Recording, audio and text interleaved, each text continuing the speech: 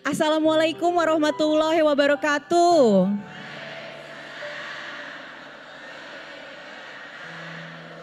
Masya Allah, pemirsa, para bunda dan juga AA. Kembali lagi kita dalam program Kajian Hati. Dan alhamdulillah kita semua masih bisa berkumpul di masjid yang luar biasa indahnya, yang Masya Allah indahnya, yaitu Masjid At-Thohir di Tapos, Depok. Dan seperti biasa kalau sudah ada kajian hati, pastinya hati kita akan banyak sekali diisi dan diberi suplemen-suplemen yang luar biasa oleh Ustadz yang paling kita sayangi, yaitu Ustadz Hilman Fauzi atau yang biasa kita sapa Ahilman.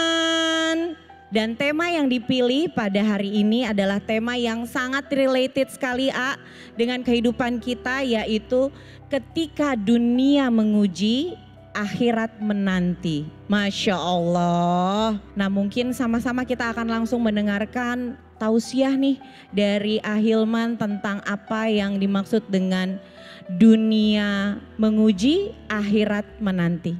Mangga. Bismillahirrahmanirrahim. Assalamualaikum warahmatullahi wabarakatuh.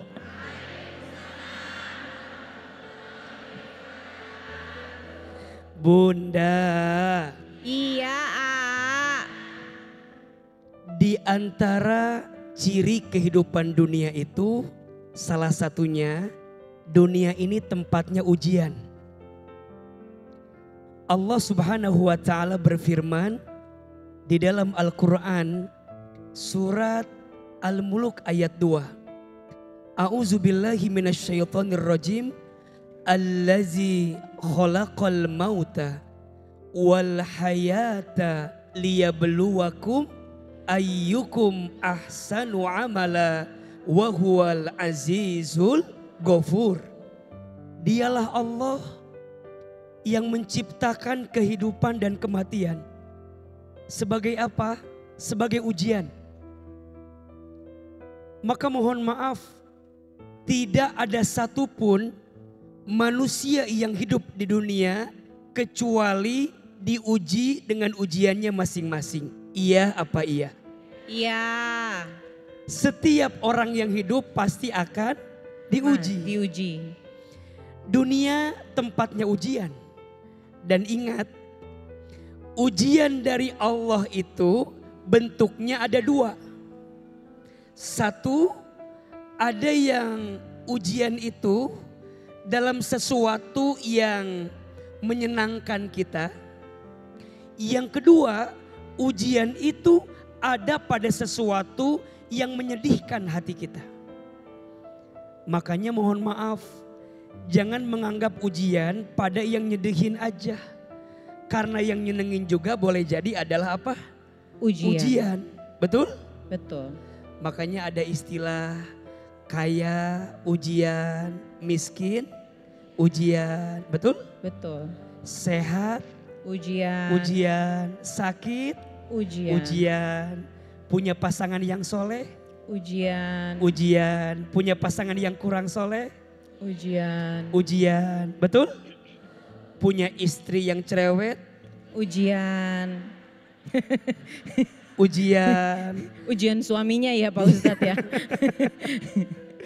Maka hidup ini tempatnya ujian. Dan tolong catat baik-baik ya.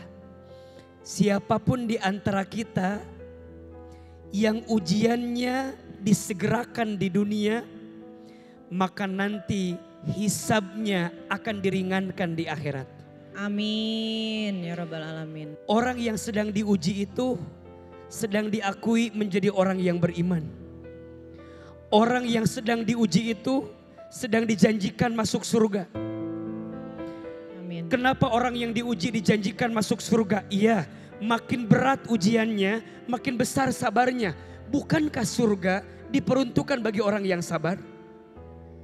Kalau bunda hidupnya baik-baik saja, hidupnya fine-fine saja, gak ada masalah, gak ada rasa sakit yang kita dapatkan, gak ada rasa sulit yang pernah datang ke dalam hidup kita, maka dari mana kita bisa mendapatkan pahala sabar? Bukankah air mata itu menetes saat ujian datang kepada kita? Betul? Iya, betul.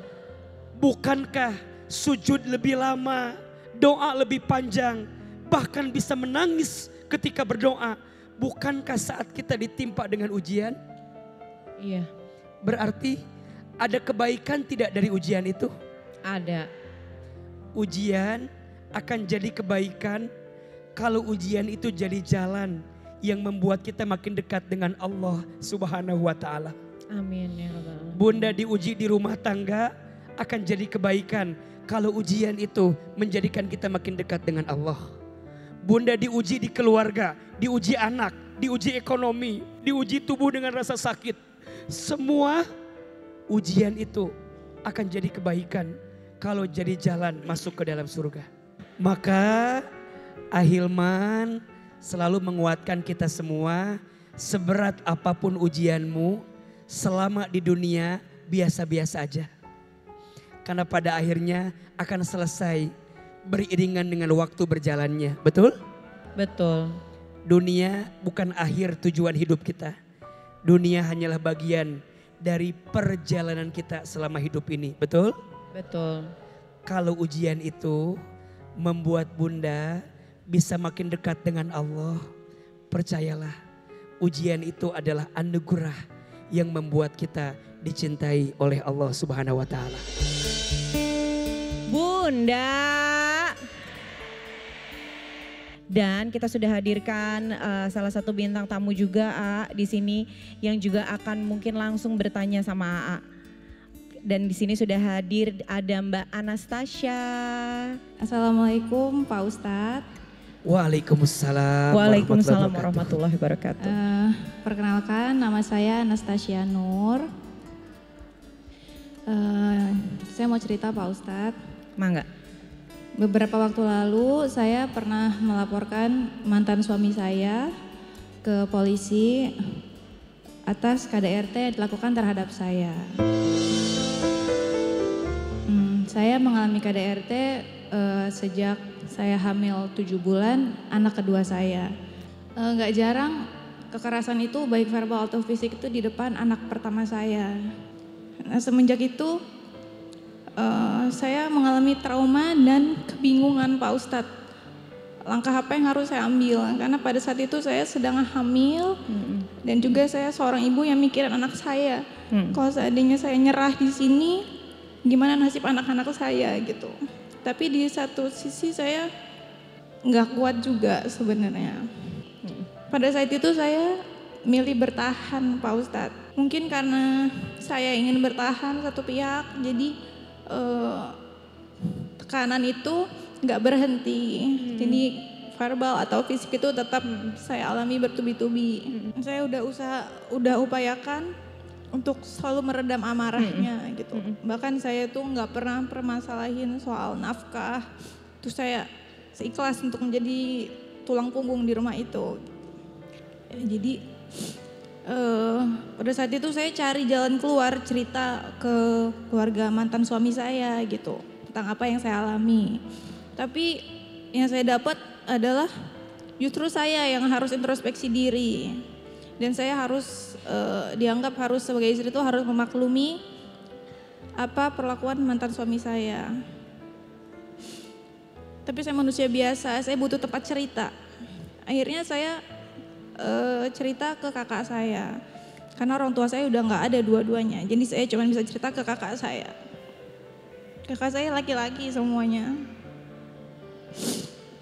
tapi saya cerita malahan saya dianggap menyebarkan aib Pak Ustadz dan keluarga saya dianggap toksik.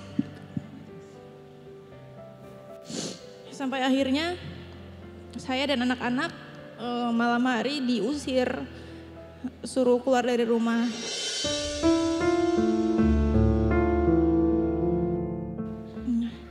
Dengan apa yang sudah terjadi, saya tetap mengupayakan agar saya tetap bisa damai sama dia. Akhirnya saya putuskan kayak mungkin lebih baik berpisah, tapi saya pengen anak-anak ini tetap mendapatkan peran kedua orang tuanya gitu Pak Ustadz. Biarlah aku dan mantanku yang nggak bisa sejalan lagi, tapi anak-anak aku jangan sampai tidak mendapatkan peran kedua orang tua ini tadi.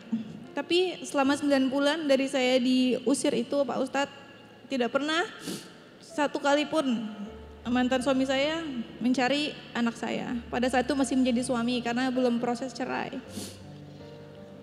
Sampai pada saat setelah 9 bulan itu mantan saya menjemput anak saya yang pertama. Tapi nyatanya saya biarin sama papinya dulu biar anak saya juga kan kangen sama papinya. Tapi dari situ saya nggak ada akses untuk komunikasi sama anak saya. Saya cuma minta waktu sebentar aja tapi nggak dikasih. Akhirnya malah terjadi kekerasan lagi yang mengakibatkan saya melaporkan dia ke polisi, Pak Ustadz. Setelah apa yang saya alami, apakah salah Pak Ustadz langkah yang saya ambil untuk melaporkan mantan suami saya ke polisi, di mana di satu sisi dia tetap ayah dari anak-anak saya. Bunda. Iya, Secara prinsip Islam mengajarkan kepada kita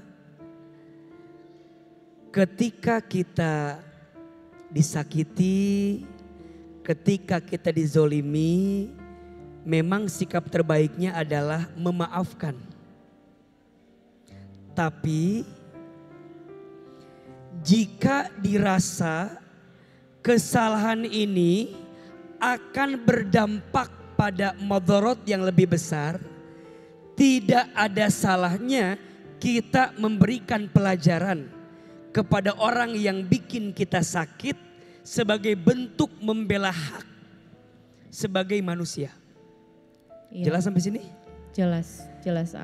Tapi dilihat dampaknya. Kalau kesalahannya masih bisa dalam kacamata kita dimaafkan, ada perubahan, ada perbaikan, sudah dikomunikasikan, maka sepertinya mengambil jalur yang lebih jauh mungkin harus dipertimbangkan. Yang kedua, saya sering bilang ini ya, kita dengan pasangan boleh jadi ada keadaan yang membuat kita harus berpisah. Alasannya sudah kita pertimbangkan, tapi ingat ya,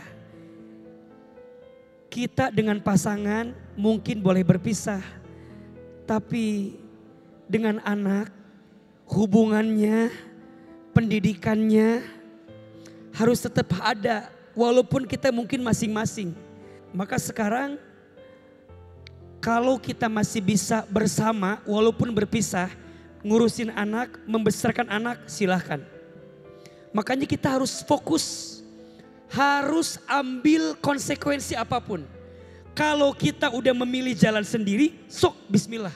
Menurut AA, hidup ini terlalu sayang jika dihabiskan dengan sakit hati yang kita rasakan. Setuju? Setuju. Dia masing-masing, kita masing-masing. Jangan takut, setiap anak punya rezekinya masing-masing. Amin. Setuju? Setuju. Rezekinya anak tidak ditentukan oleh orang tuanya. Tapi rezekinya anak ditentukan oleh siapa? Allah subhanahu. Oleh Allah.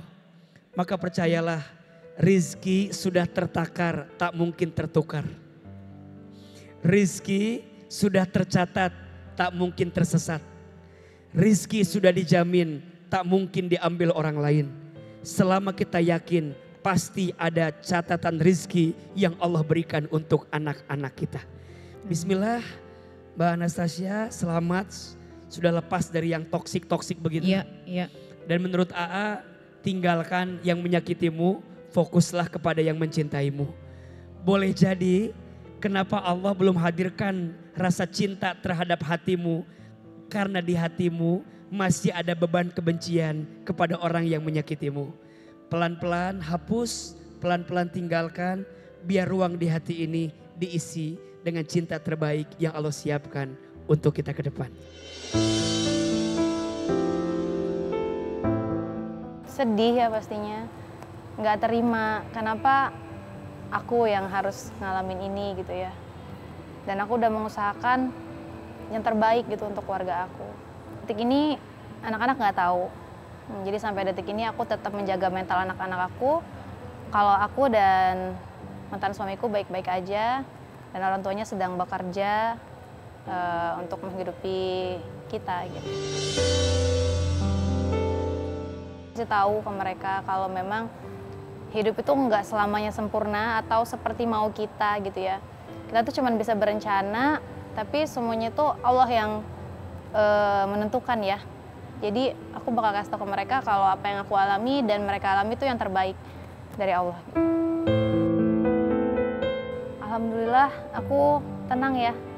Ternyata memang semua itu ada sebab akibat. Jadi kalau kita berbuat tidak baik gitu ya, pasti ada konsekuensinya.